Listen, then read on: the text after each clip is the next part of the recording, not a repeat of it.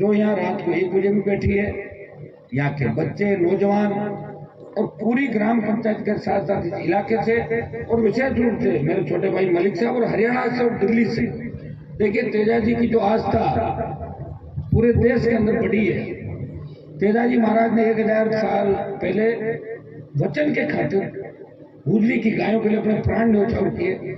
या तो वचन निभाते हुए राजा रामचंद्र जी वनवास चले गए 14 साल का, या वीर तेजा जी महाराज ने 1000 साल पहले गायों की रक्षा के लिए अपने प्राण न्यौछावर किए और गुजरी की गाय लेके आ गए। लोक देवता राजस्थान के अंदर बहुत हुए और अपनी एक संस्कृति रही है कि हर जातियां उन लोक देवताओं को मानती है और ज्यादातर लोक देवताओं ने गायों की रक्षा के लिए अपने प्राण न्यौछावर किए। हिंदुस्तान और राजस्थान के अंदर जो लोक देवता वो करीब गाय की रक्षा के लिए वो समाज और संस्कृति हमेशा जिंदा रहते हैं, आगे बढ़ते हैं। जहाँ अपने लोक देवताओं को, पूर्वजों को याद किया जाता है, वही संस्कृतियां समाज आगे बढ़ते हैं। इसी का परिणाम है हरियाणा, उत्तर प्रदेश। मैं कल नॉर्थ ईस्ट के अंदर था, तो मैं धन्यवाद दूंगा नौजवानों का और हमारे यहाँ के जो भाई आज नागौर से, राजस्थान से और अब तो हरियाणा से लखनऊ तक की चेन पूरी हो गई। पूरे देश के अंदर नौजवान चले गए। सोशल मीडिया की वजह से आज हम एक दूसरे के इतने करीब आ गए कि रात को 2 बजे, 3 बजे, 5 बजे भी बोलेंगे सुबह तक, तो हर व्यक्ति जो ध्यान रखता है भाई आज हमारा नेता कहाँ है, कार्यक्रम किस चीज का, तो उसको जानकारी देते हुए आगे आगे बात चलती रहती है। ये सोशल मीडिया का एक परिणाम है कि नेता आपके बीच आने लगे। ये सोशल मीडिया का एक परिणाम है कि आप सही झूठ का फैसला करने लगे। हमारे मलिक साहब तो बोल रहे थे नौजवान नेता है, मैं मलिक साहब को याद दिला दूं कि हरियाणा, दिल्ली और उत्तर प्रदेश का हमारा समाज, जाट समाज बहुत मजबूत रहा है सदियों तक। दिल्ली को चारों तरफ से जब भी हमला हुआ, चाहे मुगल आक्रांता हो, दूसरा आक्रांता हो, सब लोग दिल्ली पे कब्जा करना चाहते थे। और उस समय जाट कौम सीना तान के खड़ी हो जाती थी उनके खिलाफ, उनको भगाने के लिए। और महाराजा सूरजमल ने दिल्ली पे कब्जा किया, उनके वंशजों ने दिल्ली पे कब्जा किया, वहां किवाड़ उठा के ले आए। तो मलिक साहब आप कमजोर नहीं हो सकता है कि आपके नेता भी कम हो सकते हैं, लेकिन वहां की जनता के अंदर बहुत बड़ी ताकत है। देश के अंदर कोई आंदोलन होता, एक तो गुजरों ने आंदोलन किया अपने हक और अधिकार की लड़ाई के लिए, बेहतर गुजरों ने सीने पे गोलियां खाई और आरक्षण लिया। वो बहुत बड़ा आंदोलन था देश का। और एक बड़ा आंदोलन हरियाणा के जाटों ने आंदोलन किया, उन्होंने मिलिट्री को पीछे भगा दिया, मिलिट्री को बैक होना पड़ा और जाट नौजवानों ने सीने पे गोलियां खा के इस कौम का नाम पूरे विश्व के अंदर किया। आज ओलंपिक हो या एशियाड या दूसरे गेम हो या शरद की रखवाली हो, सबसे ज्यादा हमारा हरियाणा का नौजवान, उत्तर प्रदेश का, हमारे समाज का नौजवान, दिल्ली का नौजवान, आप बहुत आगे हो, बहुत बड़ी ताकत है। मैं एक ही संदेश देश के राजस्थान के नौजवानों को देना चाहूंगा कि हमारे लिए सबसे बड़ी जो चिंता की बात है वो ये है कि हमारा नौजवान नशे की प्रवृत्ति के अंदर डूब रहा है, वो भटक रहा है, वो रास्ता चूक रहा है। हम तैयार पता लगता है बेटा पूरे यूनिवर्सिटी के अंदर पढ़ रहा है, क्या कर रहा है, 2 साल बाद पता लगता है तो इसमें एक एमडी खा रहा है, चर्च खा रहा, फिर का सेवन कर। ये दुर्भाग्य की बात है। हम भोले हैं, सीधे हैं, हर चीज को अपना लेते हैं, तो ये नशा लोग छोड़ जाते हैं कुछ बन के। कई तो गांव, एक एक व्यक्ति गांव के अंदर रहा 15-15 साल, पूरे गांव को खराब करके चला गया। देखिए अगर हमारा नौजवान भटक गया, हमारी ताकत नौजवान है और विश्व के अंदर सबसे ज्यादा जवान अगर विश्व में किसी देश के अंदर है वो भारत देश में सबसे ज्यादा नौजवानों की संख्या भारत देश के अंदर है। और हमारे किसान के बेटे अगर गलत दिशा के अंदर चले तो ये हम सबके लिए चिंता की बात है। ये हम सबको चिंतन करना है। नौजवान हमारी ताकत है, नौजवान इस बदलाव करेंगे इन परिस्थितियों से। आज आप देखिए कि किस तरह हम लड़ते रहे। हम तो लड़ते ही गए अंग्रेजों से, चाहे फिर अंग्रेजों के बाद जागीरदारों का राज रहा लंबे समय तक। अकाल, जहां मैं खड़ा हूं नागौर की धरती पे, अकाल का साया अकाल पड़ जाते थे और अकाल से बचे तो नेताओं ने इतना धोखा दिया हमें भी।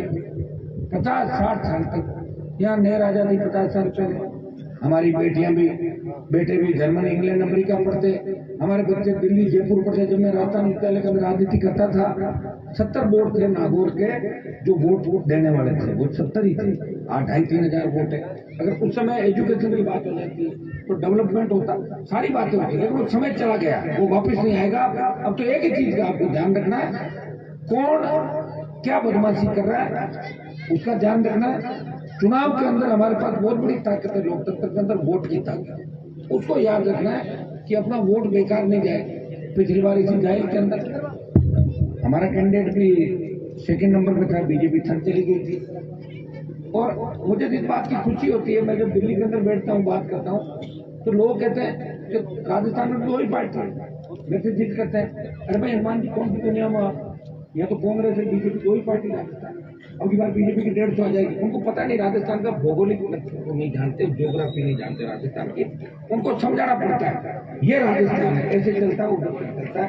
यहाँ ट्राइबल बेल्ट भी है, दूसरे इलाके भी है, यहाँ अरावली की पर्वतमाला है, जैसलमेर बाड़मेर के दौरे, वो नहीं जानते राजस्थान के बारे में।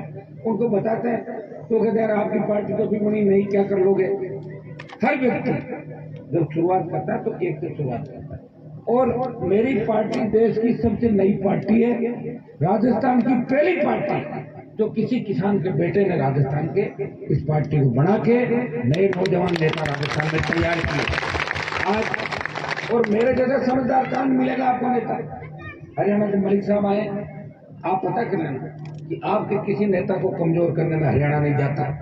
उत्तर प्रदेश के अंदर किसान के बेटों को कमजोर करने हनुमान बेनीवाल उत्तर प्रदेश नहीं जाता, लेकिन जब 23 में चुनाव आएगा राजस्थान के अंदर, उत्तर प्रदेश और हरियाणा के दलाल नेता या राजस्थान के अंदर आरएलपी को कमजोर करने के लिए गली मोहल्लों के अंदर घूमेंगे। इसका ध्यान आप लोगों को रखना है, तो लोगों ने ध्यान अभी ये रखना।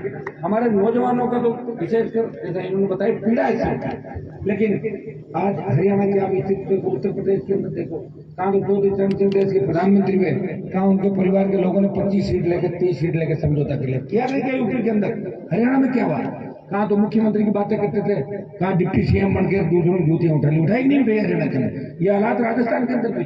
तो मुझे तो अचंभा होता कि कई लोग सत्ता के अंदर जब रहते हैं, कुर्सी पे रहते हैं, तब कुछ नहीं बोलते, और जैसे ही हटाते हैं तब उनको समाज और किसान याद आ जाता है, और फिर वो अपने तैयार होकर वापिस आ जाता है और अपने लोग भूल जाते हैं। क्या नहीं बात जोर की कहती, अरे बात क्या कहती, 40 साल शोषण के लिए उस आदमी को कैसे भूल सकते हो आप। तो मैं एक ही बात आपको कहना चाहूंगा, जो व्यक्ति सत्ता में रहते हुए आपकी पैरवी नहीं करता, आपकी बात नहीं करता, ऐसा व्यक्ति अगर कभी एक बयान दे दे आपको राजी करे, उनका ध्यान भी आप लोगों को रखना। देखिए, मैं तो आपको इतना ही कह सकता हूँ, मैंने मेरा जीवन समर्पित किया है किसान कौम के लिए, सबके लिए। और जब लोकसभा के चुनाव थे तब आपने देखा होगा कि राजस्थान में किस तरह भाईचारा भी कायम किया, सारी जातियों को एक मंच पर लेके गठबंधन के तहत 25 सीटें कांग्रेस मुक्त राजस्थान किया। मेरा कोई अशोक गहलोत, मोदी, वसुंधरा, इनसे कोई व्यक्ति की झगड़ा नहीं है, सारे नेता एक साथ बैठते हैं सब।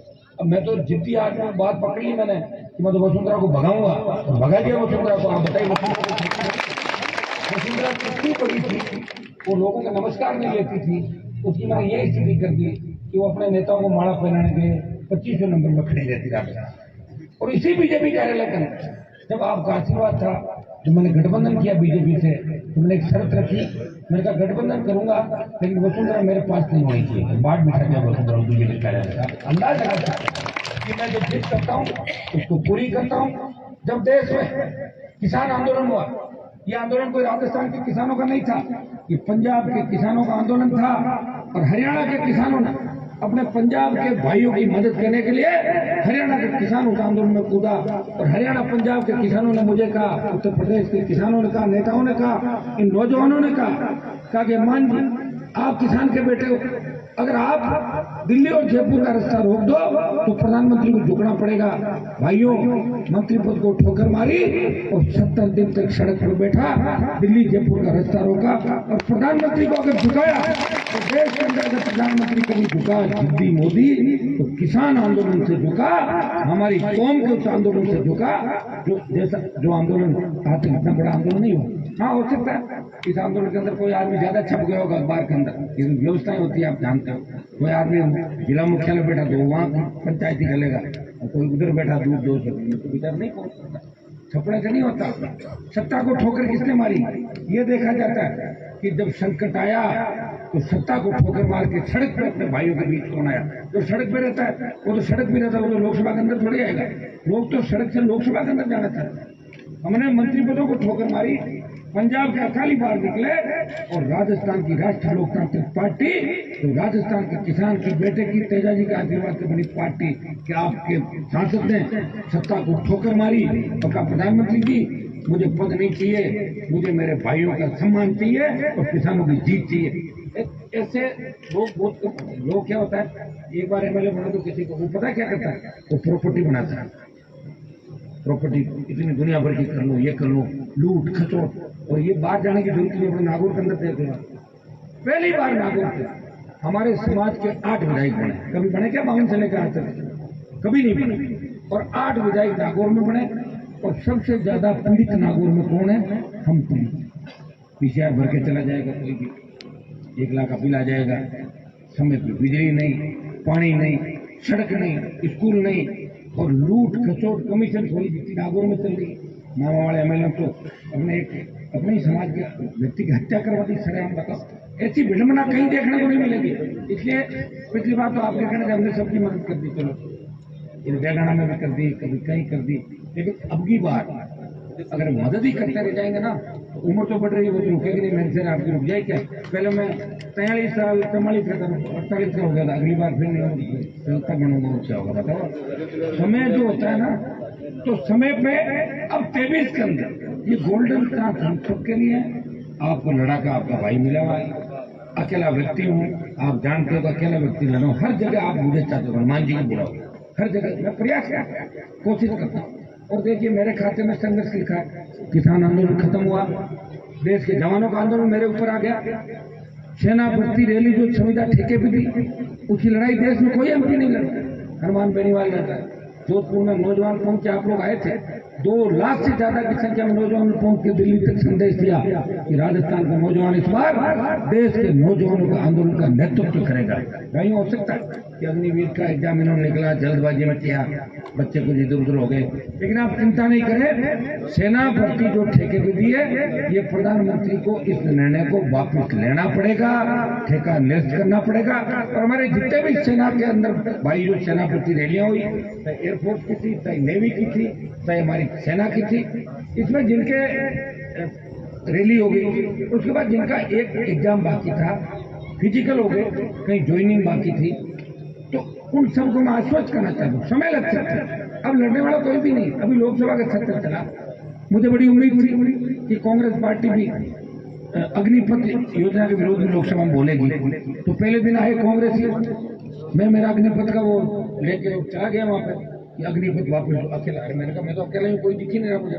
तो कांग्रेस वाले गैस चूल्हा बना के लाए थे, और एक लाए थे ईडी की जांच बंद करो, सोनिया जी को मुक्त करो। वो तो उसमें फंस गए, सोनिया राहुल और ईडी के अंदर कांग्रेस। और गैस चूल्हा, अब गैस चूल्हा तुम भी थे, कौन सा हो जाएगा, तुम्हें करना था देश के जवानों के लिए, लोकसभा को ठप करवाते प्रयास करते। मैं तो लड़ ही रहा हूँ, और आप मुझे तो लड़ता हुआ देखोगे। मैंने आपको बता दिया ना कि 23 तक लड़ूंगा, 24 में फिर लड़ता हुआ देखोगे। आगे अग्निपथ को लेके हम जल्दी इसका वो करेंगे कि इस योजना को वापस कैसे करें, निरस्त करें। नागौर के हालात आप जानते हो सारे, जो मैंने बताए। आप बहुत उम्मीद से हमारी तरफ देखते हो, सरकारों से झगड़ा, इधर गहलोत से झगड़ा, उधर मोदी से झगड़ा। आपको काम चाहिए, ताकत चाहिए, अपने बच्चे नाराज हो जाते हैं। ट्रांसफर, अभी रस्ते में मैसेज आते हैं, अरे भाई साहब मेरा ट्रांसफर नहीं हुआ। अरे क्या करना है ट्रांसफर से? ट्रांसफर कांग्रेस वाले से करा लो, और मजबूत आरएलपी को कर दो। होशियार बनाओ ना, सारे 70 साल धोखा दिया इन लोगों ने, जो कब समझदार बनाओगे। ट्रांसफर बीजेपी वाले से करा लो, तो मदद मेरी कर दो, क्योंकि इन्होंने तो ठगाना 70 साल आपको। तो वापस इन लोगों को कैसे हमें जवाब देना? बच्चे नर्वस जल्दी हो जाते हैं छोटी छोटी बातों में, और मेरे से इतना सर्टिफिकेट मांगते हैं कि 3-3 दिन में मांगते। बताओ हनुमान जी आपने ये क्यों नहीं किया? अरे मैंने कहा मैं तो जवाब दे दूंगा, लेकिन जो मर गए उनके क्या मुशान खोलोगे क्या? जो मर उनका क्या करोगे? मार के चले, मैं तो दूंगा जवाब भी दूंगा, प्रयास भी करूंगा, हर जगह खड़ा मिलूंगा। अभी कितनी बजी है? अभी बजी है 1, 3, 3:30 जाऊंगा। बच्चे हैं मेरे छोटे, आप सब लोग घर पे रहते हैं सब। मैं तो 15-15 दिन बच्चों के पास जाता ही नहीं, पापा पापा कहते हैं, पापा कब आएंगे इतना। तो मैं लगा हुआ पूरी तरीके से, मैंने मेरा जीवन समर्पित कर दिया। जिस तरह वीर तेजाजी महाराज ने वचन की खातिर मैंने प्राण न्यौछावर किए, और आज उसका परिणाम क्या हुआ? 1000 साल बाद स्पेस के अंदर तेजाजी के जयकारा के साथ लोकसभा के अंदर मैंने शुरुआत की। भाई वो तेजाजी महाराज तो नहीं थे खरनाल के अंदर, तेजाजी हमसे पहले कई नेता हुए। तेजाजी के जयकारे और तेजाजी के मेले मना कराए क्या? कुछ ना मुख्यमंत्री और कहते हैं प्रधानमंत्री के नजदीक बैठते हैं, मना थोड़ी करवाए। ये आप सब की मेहनत और लगन का परिणाम। और मुझे तो तेजाजी महाराज की मेरे ऊपर इतनी कृपा है कि आपको पता है कि मेरे ऊपर अगर आशीर्वाद है तो उनका पूरा आशीर्वाद है। और उस आशीर्वाद की वजह से मैं लगातार कभी हिम्मत नहीं आता। मेरे पास हर आदमी जब मेरे घर पे आता है, मैं कहता हूँ किसी भी कठिन परिस्थिति में अगर आता है तो मैं उसको हंसता हुआ वापस भेजता हूँ, उसका काम करवा के भेजता हूँ। तो मुझे कुछ भी करना पड़े काम कराता हूँ। अगर मेरा झगड़ा था तो किससे होता है? हर कॉन्स्टिट्यूंसी में जो कांग्रेस से और सत्ता से पीड़ित होता है वो मेरे पास आता है। अभी डेगाना ले लो, डेगाना कांग्रेस एमएलए से पीड़ित मेरे पास आए, जाइल में मंजू तंग करती है मेरे पास आए, लीरवाड़ा में चेतन तंग करता है मेरे पास आएंगे, लाडू परबसर नावा मेरे पास आएंगे। और मैं प्रयास करता हूँ कि वो उनका काम हो और किसी भी तरीके से साम दाम दंड भेद। आप जानते हो हमारे पास तो ताकत आप लोगों की, भाई किसी न किसी तरह उस व्यक्ति का काम कैसे हो। सांसद होने के नाते इस इलाके का वो मैं प्रयास कर रहा हूँ। आपके यहाँ से भी आप साहित्य प्रस्ताव वगैरह पंचायत का है, गाँव का है, मुझे आप बताना गांव के विकास के अंदर जो हम कर सकते हैं। वैसे मोदी जी ने इलाज कर दिया हमारे सांसदों का, 2 साल का बजट तो खा गए 10 करोड़, लेकिन जितना बचा हुआ है हम आपके हर गांव ढाणी तक प्रयास करेंगे। और दूसरी भी जो स्टेट की दिल्ली की योजना है हम लेके आएंगे।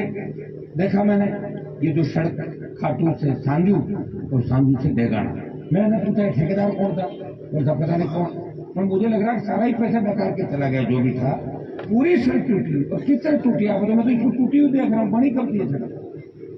तो जब से बनी उसी दिन से टूट गई सेकंड में। अब चारों तरफ देखिए पर्वत से देख रहा ये रण की तरफ जा रही है। जो रोडें बनी और बनने का अगर 15 दिन बाद 1 महीने बाद बारिश में बह जाए तो उसका जिम्मेदार कौन है? मैं तो लूंगा जिम्मेदारी, मैं तो मेरे पर डाल दो सारी जिम्मेदारी मेरे ऊपर डाल दो।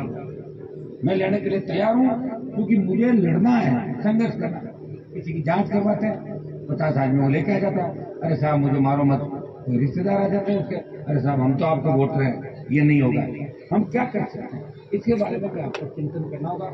मैं नौजवानों से एक ही आग्रह करूंगा कि 23 पूरी ताकत के साथ लड़ना है, जाहिल पे कब्जा करना, डेगाना पे करना, तमाम इससे नहीं होगा। एक लंबा चौड़ा राजस्थान टारगेट 100 सीट का करके चलेंगे, तब जाकर हम नजदीक पहुंचेंगे।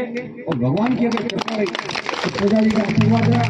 इस बार राजस्थान का नौजवान खड़ा है, 36 कौम का व्यक्ति खड़ा है और हर कौम चाहती है कि राजस्थान में बदलाव हो। कि कांग्रेस और भाजपा की जो दादागिरी चल रही है, 150 भाजपा 100 बैठे बैठे, बीजेपी ने 4 साल में कोई आंदोलन नहीं किया राजस्थान में। बता दो मुझे एक आंदोलन करवा दो, एक आंदोलन नहीं किया।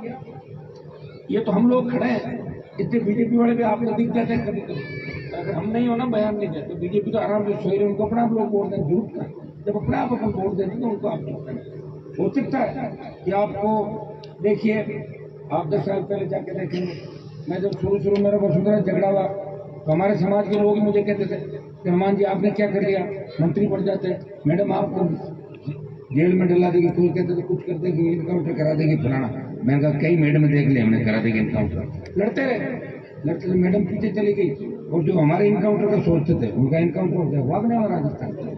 इसलिए भाइयों हिम्मत रखो, मेरी हिम्मत में आपको कभी कोई कमी नजर नहीं। आप निश्चित हो जाओ, दुनिया की कोई ताकत हनुमान बेनीवाल का हौसला नहीं तोड़ सकती, मुझे कोई झुका नहीं सकता। मैं लड़ाई लड़ूंगा। 23 का मैंने बोल दिया, 23 का मिशन। मंत्री तो मुझे जब बनना बन जाऊँ, कल चला जाऊँ दिल्ली में बढ़ के आ जाऊंगा मंत्री। जिस मंत्री पद के लिए कुचेरा गांव के नेता पूरे जीवन लोगों की चप्पल उठाते थे, वो मंत्री पद तो कल सुबह जाके ले लो, मेरे लिए रेडी बैठा हुआ, पूरा कैबिनेट मिल जाएगा और 20-25 सीटियां भी मिल जाएगी राजस्थान का। लेकिन मेरी मंजिल का क्या होगा, मेरे वचन का क्या होगा, जो वचन राजस्थान की जनता को दिया कि 2023 के अंदर राजस्थान की सत्ता पे कब्जा करना है। वो सत्ता पे कब्जा कैसे होगा? जब हम सब जगह लड़ेंगे और राष्ट्रीय लोकतांत्रिक पार्टी का सत्ता में कब्जा होगा, सभी किसान का कब्जा होगा। बाकी पार्टी के नेतृत्व के अंदर देख लिया हमारे 20-30 एमएलए 40-50-60 एमएलए भी अगर बढ़ के चले जाए किसी पार्टी में, लेकिन उनका सेनापति अगर दूसरा है तो वो आपके नहीं हो सकते। उन एमएलए को वही धोख देनी पड़ेगी जो उनका बॉस कहेगा। इसलिए सेनापति अपना होना चाहिए, चाहे विधायी कम हो जाए, लेकिन एक सेनापति उस कौम को, किसान को कितने भी ऊंचा ले जा सकता है। हम कह रहे हैं कर्ज माफ करो, फ्री बिजली करो, टोल मुक्त राजस्थान की बात कर रहे हैं। मैं ये कह रहा हूँ सरकार अगर बन जाए तो ये बातें छोटी बात है, ये तो 5-7 मिनट की बात है। माफ कर दो, हम आप भाग जाएंगे लेके, सारा सिस्टम हो जाएगा। भाई चौधरी देवीलाल ने क्या किया देश के अंदर? चौधरी देवीलाल ने ये वचन दिया एकदम वीपी सिंह को प्रधानमंत्री बनाऊंगा। एक ही व्यक्ति हुआ शायद जिसने अपना वचन निभाया और कर्जा माफ करूंगा। तो चौधरी देवीलाल जब, क्योंकि चुनाव उन्होंने लड़ाया देश के अंदर सबको, तो जब एमपी जीत के आए तो ज्यादातर एमपी ये बोले कि हमारे तो देवीलाल जी को प्रधानमंत्री बनाओ वहां पर सेंट्रल हॉल के अंदर, सब लोगों ने कहा। तो देवीलाल जी ने कहा कि मैंने वचन दे दिया, मैं प्रधानमंत्री वीपी सिंह को बनाऊंगा। देखिए प्रधानमंत्री का पद ठुकरा दिया। हरियाणा के मेरे भाइयों को मैं कहना चाहता हूँ कि हरियाणा वो धरती है, सर छोटू नाम से लेकर चौधरी देवीलाल हो गए, लेकिन मैं ये नहीं कह रहा हूँ कि देवीलाल जी हो गए तो उनके पोते पड़पोते सब अच्छे हो गए, मैं उनका नहीं कह रहा हूँ, उनका कह रहा हूँ वो हुए थे उन्होंने।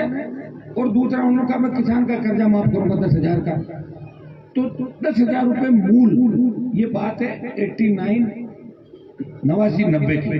तब 10,000 रुपए मूल बहुत बड़ा होता था। एक व्यक्ति का मूल 10,000 का मतलब उसका ब्याज इकट्ठा करो तो 80,000 लाख 1 लाख रुपए लोगों को माफ हो।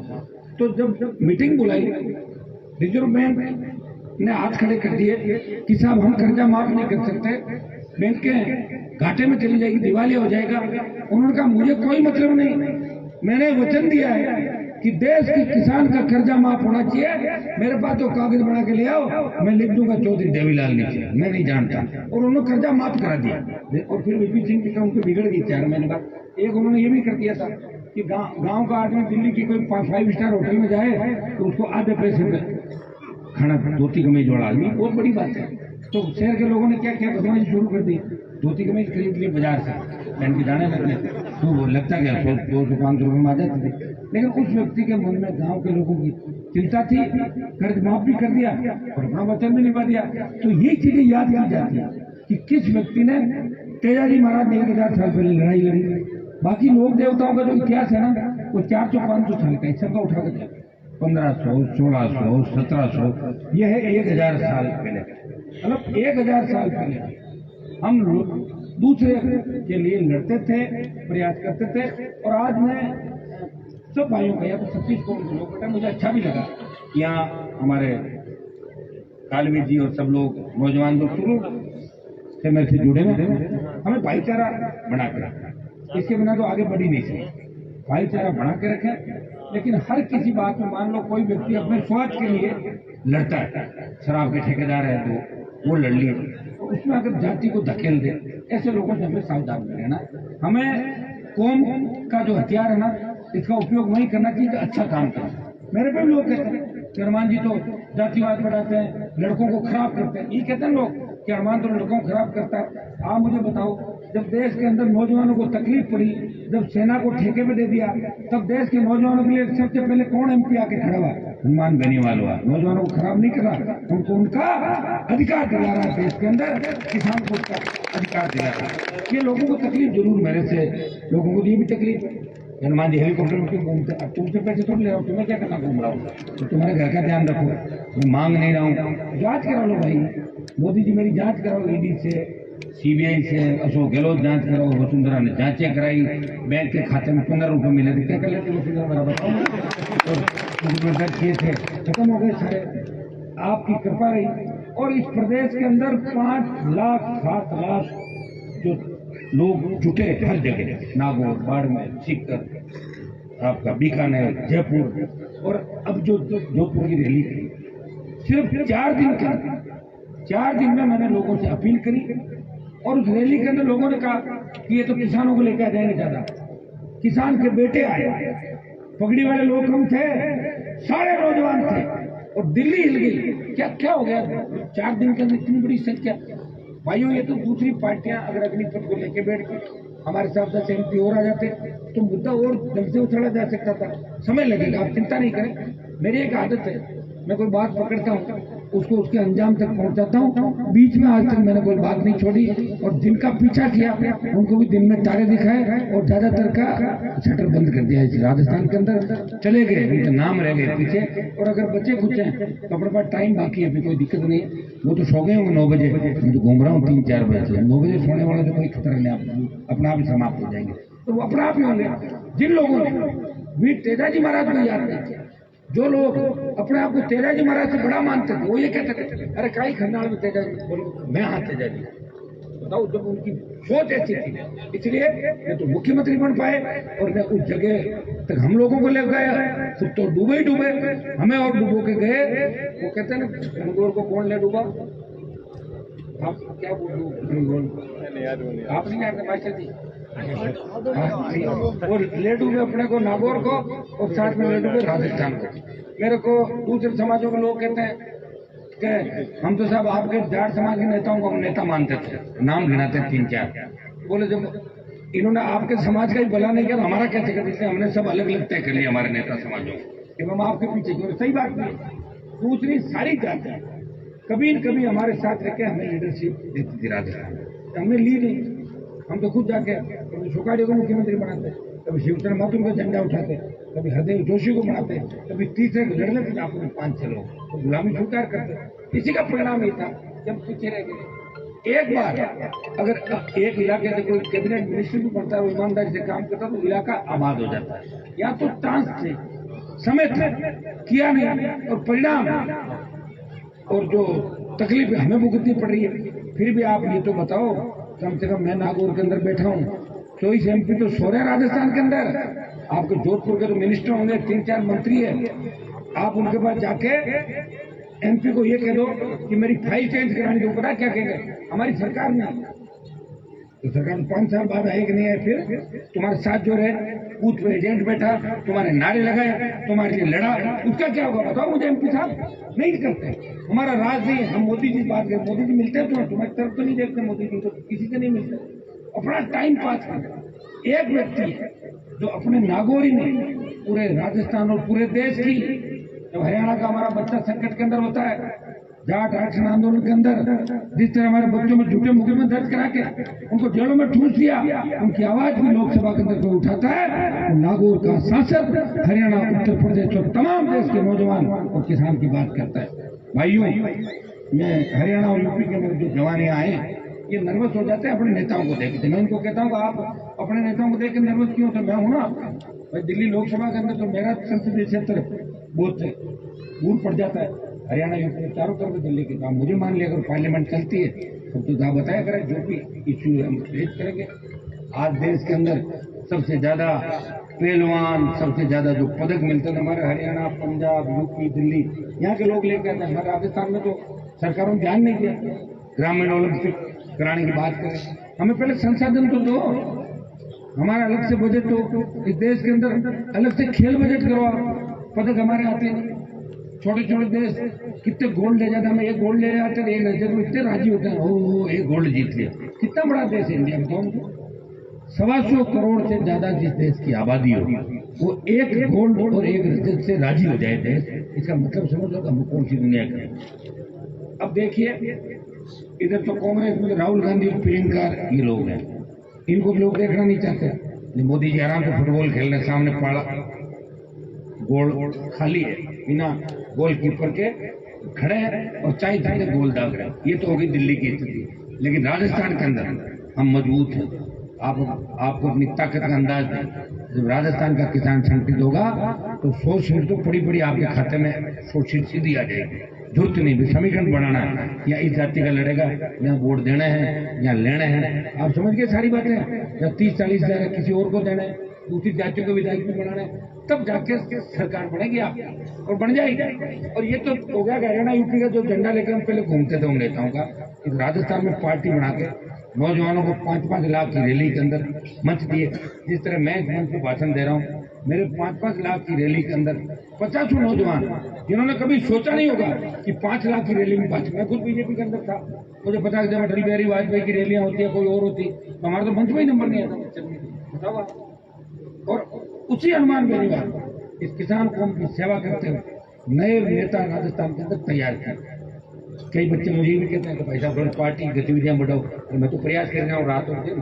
कप्तान तो लड़ाई लड़ी रहा है, तो नए बच्चों को तैयार करते हैं, नए बच्चों को तैयार करते हैं। तो कभी वो कांग्रेस वाले फोटो खिंचा लेते हैं साथ जाके, कभी बीजेपी का मंत्री आता है तो जब फोटो खिंचाने की आदत पड़ गई लोगों को, क्या करें बताओ। हर व्यक्ति मजबूत नहीं हो सकता, मजबूत मन से ही होता है। उसके संस्कार, मन और वो वातावरण के अंदर जब रहता है। मेरे साथ रह के अगर कोई व्यक्ति मुझे नहीं समझ पाया तो फिर आम जनता का क्या भला करेगा? नहीं कर सकता। अगर मेरे साथ कोई व्यक्ति रहता है, मुझे अगर अपना नेता मानता है, अगर वो मेरे से अच्छे नेता की उम्मीद करता है राजस्थान में, उसको मेरे से अच्छा नेता नहीं मिला, कुछ समय 4-6 महीने टाइम पास जरूर हो जाएगा उसका, कहीं जाके छोटा मोटा काम करने लगे, उससे ज्यादा कुछ नहीं। बावला कर तो आपने कैसे अच्छी कार्य करके मुझे जिद करके आप लोगों ने यहाँ बुलाया, इसके लिए आपको बहुत बहुत धन्यवाद। आप लगे रहे संघर्ष, आप जवान इसी तरह आगे लगे रहे। हमारी जो 36 कौमियां आई है, हम सबको सामाजिक समरसता, हमारा भाईचारा हमेशा कायम रहे, इसको कायम रखना, तभी हमारा राजस्थान आगे बढ़ेगा।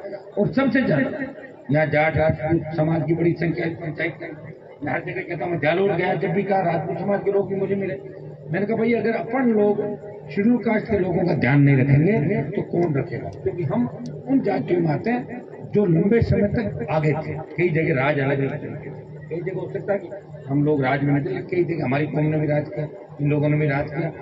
राज करने वाली जातियां समाज में जो अग्रणी जातियां होती है, जो रक्षक के रूप में देखी जाती है, अगर हम लोग हमारे भाइयों का शोषण कर ले, शेड्यूल कास्ट के भाइयों का, उन गरीब भाइयों का जिनका कोई धनी जोरी नहीं है, अगर आप उनको शोषण करके थाने तहसील और नेता मिलके तो उसकी बात को दबाने का प्रयास करें, ये अच्छी बात है, ये अच्छी परंपरा नहीं है। कहीं न कहीं इन लोगों को, क्योंकि सबसे बड़ी जो देश के अंदर ताकत है वो ये लोग हैं। आज ये लोग जब आगे आएंगे तभी भारत आगे आएगा, राजस्थान आएगा, हमारा नागौर आएगा। ये मैं संदेश आप सबको दूंगा। नशे की प्रवृत्ति से दूर नौजवानों को रहना है, सबको भाईचारा कायम रखना है, अपना अपना सब लोगों को अधिकार है, अपने अपने लोक देवताओं का खूब आदर सत्कार करिए। तो राजस्थान की आप संस्कृति देखिए कि राजस्थान के अंदर गांव जो बसे हुए हैं, आप देखिए हर गांव के पीछे किसी न किसी लोक देवता का जागरण, जम्मा, हर तरीके से। और कई नेता दूसरी जाति के, लोक देवता दूसरी जाति के होंगे, लेकिन जो गांव होता है वो दूसरी जाति का होता है, गांव पूरा उसको मानता। ये हमारी संस्कृति है, तो इस संस्कृति को हमें कायम रखना है। वीरों की, लोक देवताओं की जाति नहीं है। लोक देवता मतलब सबका, सबके लिए लड़ने वाला, सबके लिए करने वाला होता है। कई बार ऐसी परिस्थितियां छोटी मोटी बनती, तो अपने ऐसी चीजों को आपस में बैठ के सामने से बनाना है और हमें सबको मिलकर नए राजस्थान, नए देश और नए नागौर का निर्माण करना। हमारी माताएं बहनें भी, मेरे लग रहा है 1 घंटे का भाषण हो गया, ये परेशान हो गई होगी, बच्चे भी तंग हो गए, सब ये कलाकार है, मुझे लग रहा है इनको भी नींद आने लग जाएगी। मैं जल्दी बात समाप्त करता हूँ ताकि ये अपना काम आज शुरू करें कि उनको देखने सुनने के लिए भी लोग आए। हमारे तेजा गायन जो पूरी पंडवाड़ा से एक टीम आई है, मैं धन्यवाद दूंगा इनको। देवगाना में सबसे पहला कार्यक्रम इन्होंने पंडवाड़ा के अंदर मेरा हुआ था, 5 साल छोटा सा तो आपका तेजा गायन फिर दोबारा आके सुनूंगा कभी, आप बढ़िया तरीके से करें। आपको शुभकामनाएं। हनुमान बेनीवाल आप लोगों की